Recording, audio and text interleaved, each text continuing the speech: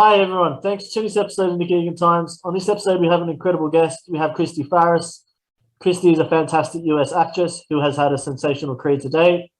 Chrystee is best known for a role as Simone Russell on NBC's daytime soap opera Passions. Chrystee thereoafter went on to further a career on the hit show Scrubs as JD's girlfriend Kylie. Currently, Chrystee can be seen on the hit series Craig Ross Jr.'s Monogamy and reoccurring on season 3 of Goliath, which are both now available on Amazon Prime. Chrystee is also executive producing Mercer Island. Welcome to the multi-talented Chrystee, and thanks for coming on the podcast. Yay, thank you for having me. I really appreciate it. You're welcome. How's it all been going over there? Everything is lovely. We just celebrated today, this week today, Juneteenth, which is the celebration of the Emancipation Proclamation, sorry, brain is not working fast enough, of slaves being freed. And so I've had the last couple of days a lot of fun. That's incredible. That's amazing. Yeah. That's awesome. And when the pandemic hit, how has that affected you, with your career, personally and professionally? It's interesting. As soon as the pandemic happened, because I am a working actor, I live off my acting. And I remember thinking, whoa, what are we going to do? Because we can't meet in person. And what it did, it actually gave me an opportunity to slow down and to try new things. And so what I started doing was taking voiceover classes. I already do voiceovers a lot. I do a lot of different TV shows and movies. We do the extras in the background. So I've been doing that for 15 years. But I started to learn other parts of the business, because there's like almost 13 different voiceover type of jobs that I didn't even know of. So I built this thing right here that you see. I built a booth. And what I did was started learning how to do voiceover. So I stayed a working actor. I just chose another genre. And then I also started directing. So for me, the pandemic was a blessing for me because it showed me that I could do more than just being an on-camera actor. So I was kind of grateful for the slowdown, although I was pretty sad for all of the friends and family who had passed away due to COVID. Yeah, that's great insights, and that's incredible that you've been able to adapt and move your career and maneuver it into different channels or avenues, I guess. So, yeah, that's Right. sensational. All right, let's just jump straight into it. Take us back to how it all began for you, your family, and what it was like growing up. I believe you're from Ohio. I'm originally from Las Vegas. I was born and raised in Vegas, but I spent a lot of time in Middletown, Ohio. And for some reason, somebody decided they wanted to post my Wikipedia and they put on there that I was from Ohio. But I do claim Ohio because my family is from there, like all of my relatives. So yeah, a little combination of that in Vegas at the same time. Yeah, my family lives in Cincinnati, so I go to Ohio quite often. Oh my gosh, yeah. So my family's in a place called Middletown, in between Cincinnati and Dayton. Wow. It's a little town. So maybe 40 minutes away from Cincinnati. Wow, I'll have to go check it out. I'm going over there in a month, so yeah, I'll definitely go check it out. Cool. Absolutely. All right, and tell me, there's been obviously a lot of highlights in your career. What's been some of the best experiences and your fondest memories so far that you can share?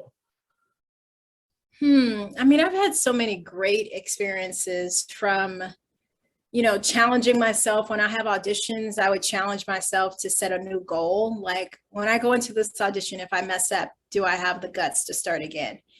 There's things like that too. When I had my Passions audition, where I messed up in all 3 of my auditions, and yet I still got the role. And so it was a good reminder that no matter, no matter what's meant to be yours will be yours, and no one can take it away. And then just having the experience of like some of the roles and the characters, like Monogamy, the new show that I'm on, Craig Ross Jr.'s Monogamy. This last season was phenomenal because I had to do this scene that I was like, wait, Craig, you want me to do what? Like, you want me to do this masturbation scene? Like, what do you, like, I don't do that. Like, what is, wait, what? But there were so many great things. First of all, we wanted to stay safe during COVID, but we still had to show this intimate scene between these two people. So we had to show something. So that's why they were like, well, without you guys touching each other, you can do this. Then I was so caught up in my head as an actor, worried like, oh my God, am I going to look crazy? Are people going to talk bad about me? Like, you know, you're thinking of all these things, if my dad was alive, what would he say if he saw this?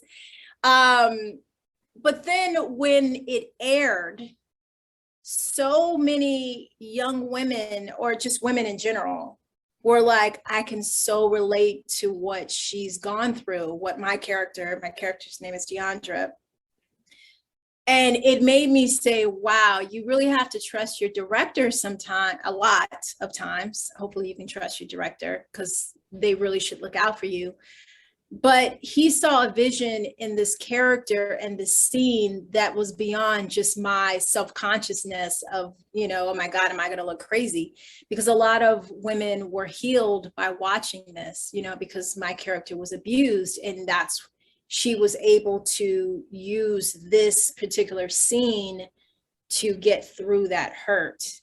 And a lot of women could relate to it. And some of them seemed like that they might not have even admitted that they had been abused before until after they had seen this scene.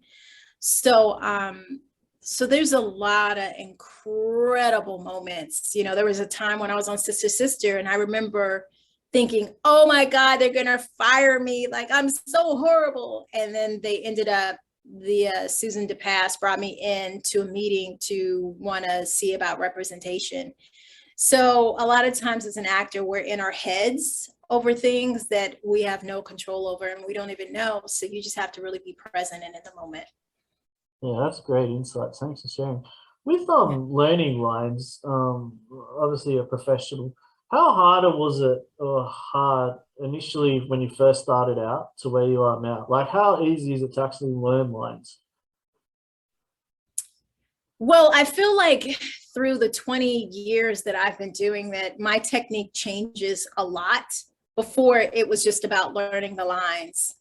As I've gotten older and more relaxed in it, it's about making a connection to the words into the body, to where memorizing the lines is not as difficult, because it's about what is the subtext behind what I'm saying, as opposed to, oh my God, I got to get these lines. I am dyslexic though, so words that don't have pictures are very hard for me to remember.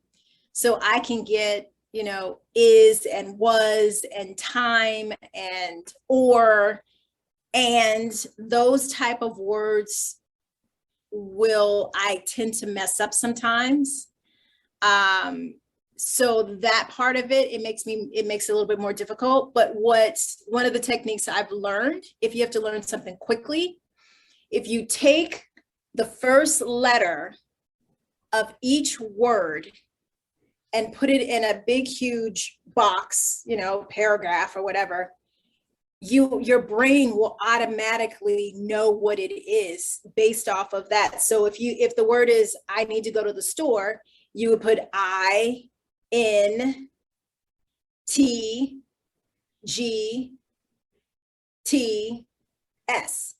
and your brain will automatically know, I need to go to the store.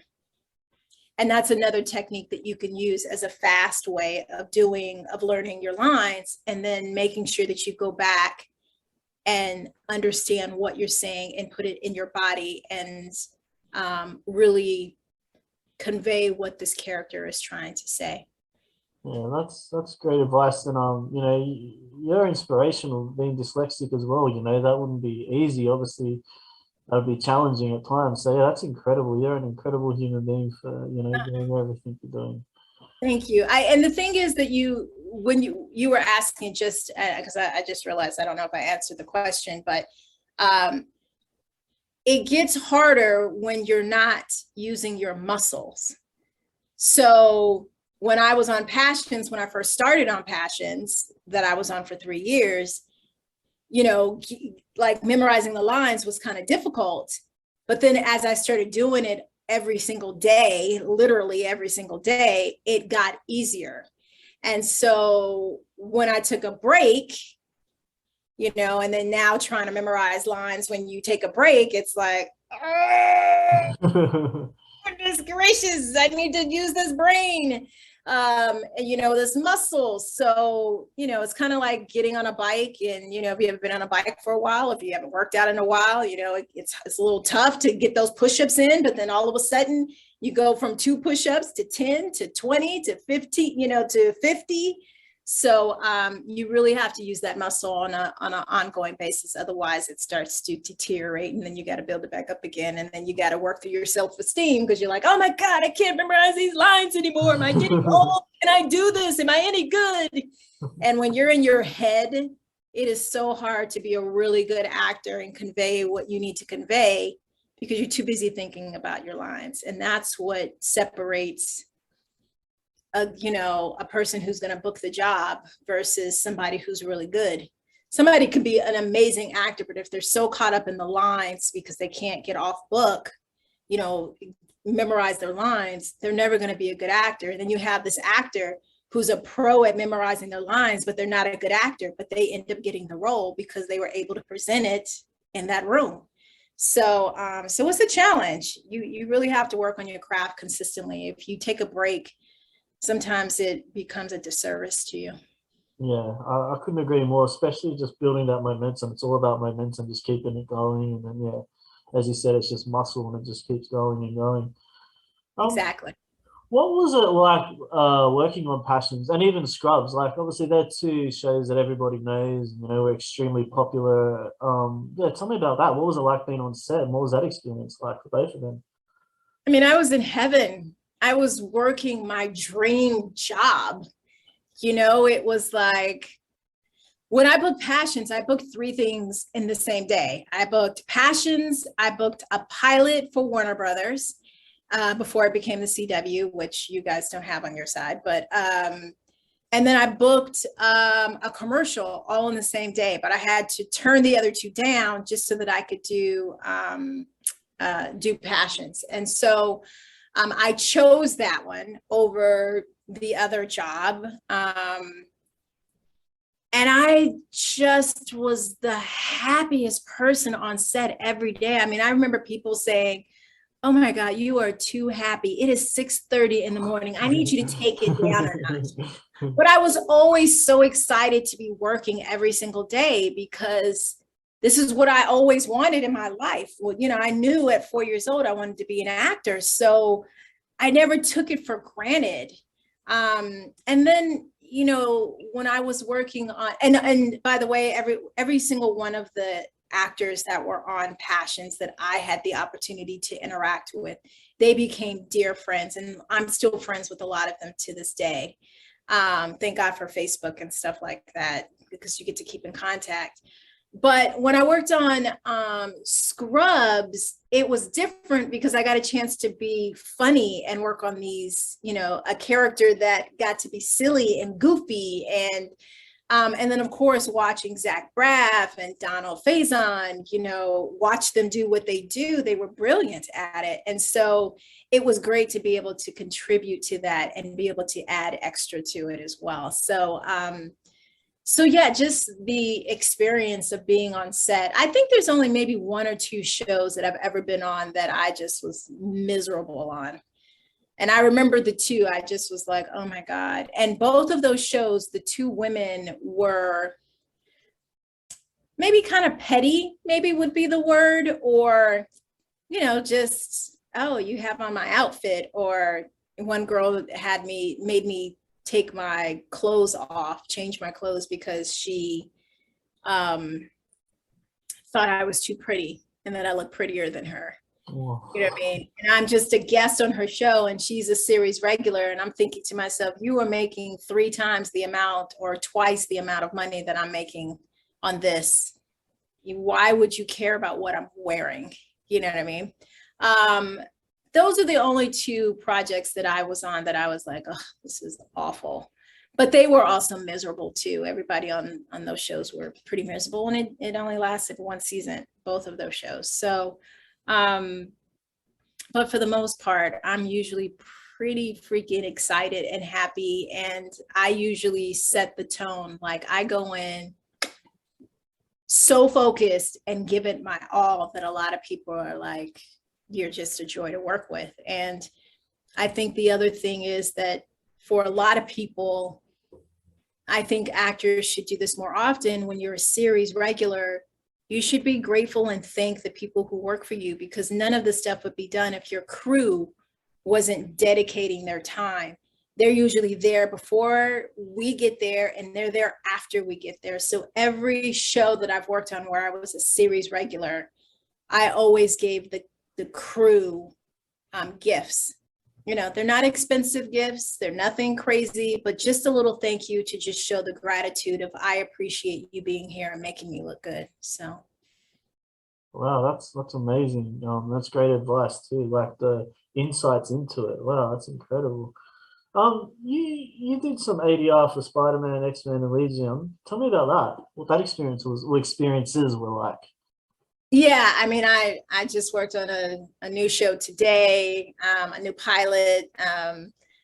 You know, I do Winning Time that just came out on HBO, you know, SVU, and let's see, Chicago PD and Black Lightning. I mean, all these different shows.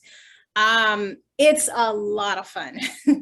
I mean, you really have to be able to be a person who can improv. You have to be able to listen.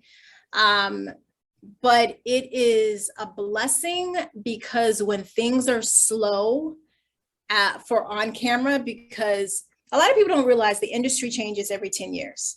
You know, 1 minute it's young kids are hot. The next minute a minority could be hot.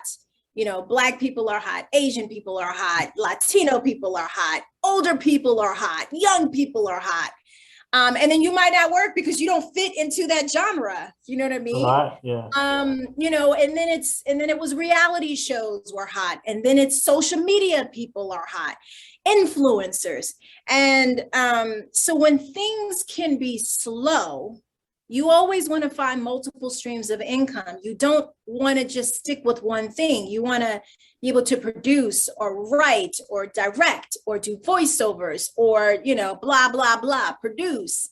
And doing the voiceover stuff that I do, like I did the new Spider-Man movie that just came out. And of course I did Into the Universe. Being able to go in and make the movie better and fuller, because basically what we do is we make the people in the background, like if there's a party scene, we go in and fill in those voices so that it doesn't sound like it's dead.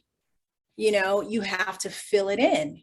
And it's just a lot of fun, especially when you see a show that's like gets an Emmy or, you know, win some type of award, or it's a hit show. Like right now, Winning Time is like, you know, one of their #1 shows. And I'm like, I'm a part of that show. I did every episode.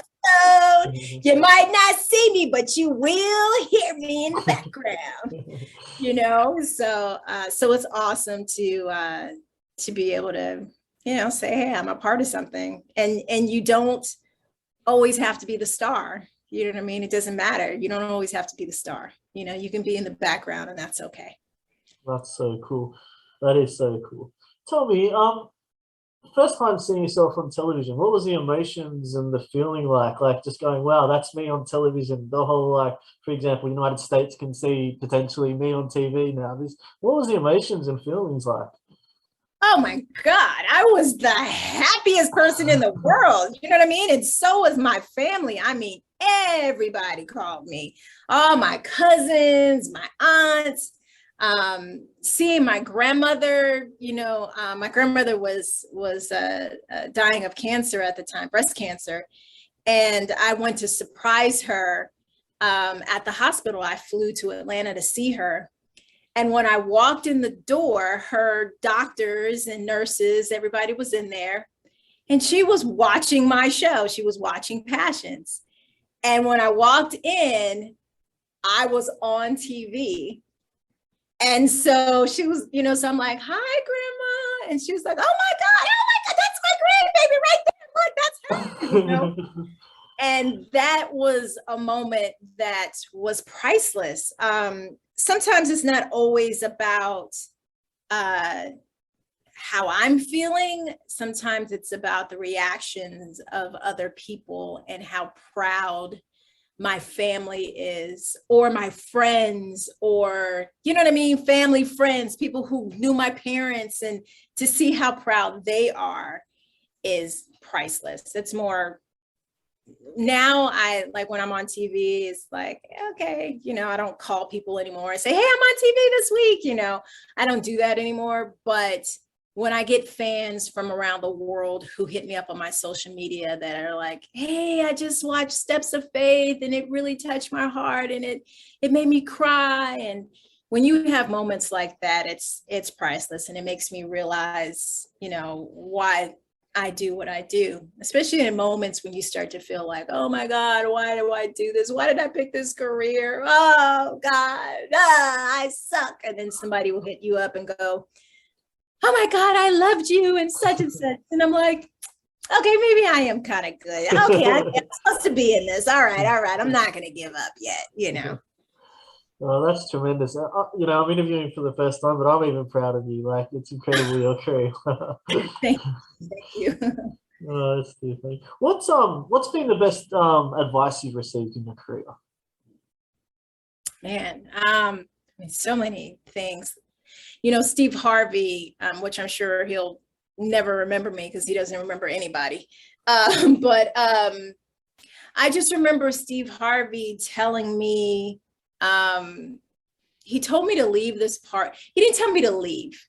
He basically was like, don't be fake. Don't run around here smiling up in people's faces and trying to get a job. He's like, you don't see me doing that, running around here smiling up at people's faces. And I didn't understand what he meant. And we were at a function. And I remember, I think I was being a little fake because I was trying to get everybody to like me. I just moved here and I was very young. And I just booked a couple of shows like Moesha and Sister and Steve Harvey show and all these shows. But I was trying to be this series regular. But I was being a little fake, you know what I mean? You don't recognize it, until somebody calls it out. And I remember being a little offended. But later I watched another girl do the same exact thing that I was doing because we both had moved here exactly the same week. We moved here exactly the same week. And I remember Jamie Foxx and Chris Rock and all of them looking at her like, oh God, here we go, as opposed to just having a regular conversation. And because he said that, and then I saw her and I watched the way everybody was looking at her, it made me say, don't talk about anything that you don't know anything about. If you have something meaningful to say, then go up and say that to the person, because that's how people remember you and want to do things for you, as opposed to looking desperate and you're trying to get a job and you're like, hey, why don't we keep in contact? You know what I mean? And then they're just like, nah, let me give you my assistant's number. But if you're having a genuine conversation with somebody, it's like, if you see Steven Spielberg, don't talk about a movie that you've never seen. Oh my God, I love Schindler's List, but you've never watched it. You know what I'm saying? You want to talk about something, hey, I saw Amistad and that was a really good movie. Or, oh my God, E.T., like it had such an influence on my life and blah, blah, blah. If you're saying stuff like that, people are going to remember you a lot more because it's a real conversation. And I think that was probably the best advice he could have given me. I was offended at first when he said it to me, but I understood later. And now when I see somebody, I only speak when I have something to say and something real to say. And because you know the difference when people, celebrities, because people do it all the time, even they do it to me, where you could tell people are being desperate. They want to be your friend. They want to, and they're trying too hard. And it's like, no, you're gonna become a bugaboo. You know what I mean? I don't want that in my life. I want real people like, hey, Chrystee, hey, let's go hang out, blah, blah, blah. And so I think you get the point. But that was the best advice. And I think that goes with any career. You just want to be real with people and not be desperate. Yeah, I couldn't agree more. And your authenticity and how genuine you are, it really shines through. So I completely understand with what you're saying, relate to it. What would be the best advice you would give someone young, being an inspiration yourself, to younger women coming into the industry, or any actor for that matter, coming in? What advice would you give them? Being an actor, Yeah. business. The first thing that I would say is that you got to trust your gut. Everybody's going to have an opinion on what you should and should not do. What worked for them might not work for you, you know what I mean? Or vice versa. I had so many people try to tell me, don't do this, don't do that. That's a waste of time. Don't say this to this person. Don't do this. And every time my instinct would say, you're going to do it anyway. And it would always work out for me. And then they would look surprised. And then they would want to jump on the bandwagon with me. Oh, well, can I? No, you can't. You told me not to do it. You discouraged me. You got me in my head. You know what I mean? It took me a second to get out of my head to actually do it. I mean, I fired some management teams because they were like, yeah, those people, those agents wouldn't see you because you're not famous enough. And then I would do it on my own. And then they were like, oh my God, we can't meet with you. And then the management team would want to be in the meeting with me. And I'd be like, no. So you always have to trust your own instinct and your gut. Always seek wisdom. But at the end of the day, trust your gut and be okay with the decision that you made, because there were some times I went against my own instinct and listened to my management team, and then things fell through. It didn't go the way that I wanted it to go. So that would be the first thing that I would say. The second thing I would say is to live at the bare minimum. If you decide to, especially if you move to LA, Hollywood, or anything like that, you know, don't get the expensive car, don't get the big old huge place, you know, where you're spending $3,000 on rent. You want to live at the bare minimum because you want your focus to be 100% on acting. A lot of my friends who moved here at the same time, they never made it as an actor because they always had to work a job. And so when auditions would come up, they couldn't really give it 100% because they had to pay bills. So you want to keep your bills at the bare minimum. I have so many different advice. Like, I'm like, okay, let me think of one more. Because I have like 20,000 of them I can give. I could probably do this all day long. The other thing is when you're looking for management teams or agents, listen, the reason why my agents always worked for me or my management team worked for me was because I was always out there hustling. No one ever worked harder than me. Half of those shows that I have on my resume, I booked on my own. I would say actually more than half. I would say 80% of most of the stuff I have on there is from my own relationships that I built. Wow. Yes. So my team always had to work hard because they knew I could leave them at any time, because I didn't need them, but you do need them because they're the ones that are going to get the bigger stuff for you. Like my team got me Passions, and my team got me Goliath with Billy Bob Thornton. I wasn't getting those shows on my own. So you want to make sure that you are working harder than your agent, and then that is going to make them work harder for you, if that makes sense. But never rely on them because they have like 20,000 clients. And unless you're their big number making the most money for them, they're not going to sometimes they might not pay that much attention, but you can make them pay attention if you're bringing in work. So yeah, that'll be my 3, but I probably have about 10,000 of them. I could sit here all day and give you advice. Like every time you get somebody's business card, you want to contact them the next day. If you don't contact them the next day, the juice and the spark is gone. Because if you contact them 2 weeks later, they're like, who, when, where, what? Huh? Yeah, I don't remember. Yeah, I don't really have time. That's another advice. So you want to contact them the next day, and, you know, always drop some type of words of wisdom that they gave you to make them go, oh my God, oh yeah, she really did listen. Okay.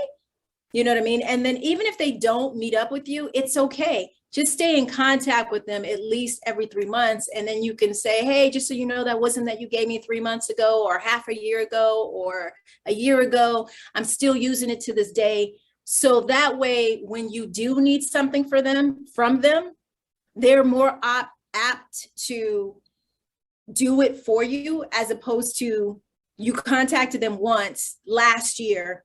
They haven't heard from you.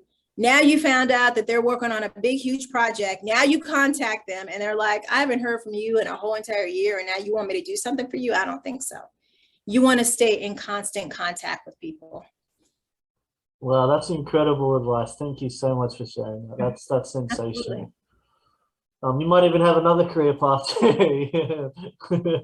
Well, I do teach a business of acting class, and all of the students that I've worked with over the last couple of years have all booked their first show in the first 4 to 6 months.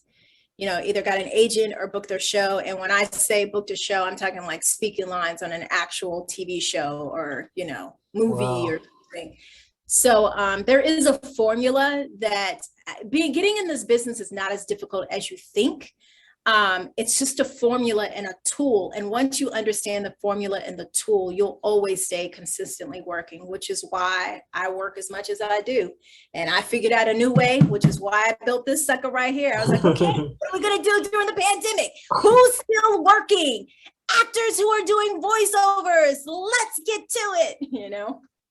Well, you're amazing. That's incredible. What are your passions and hobbies aside? Obviously, you're very focused and locked in with your career. What do you like to do if you ever get downtime? Like, what are your passions and hobbies? Strangely enough, I love teaching the business of acting. I know that's crazy. That's still the business.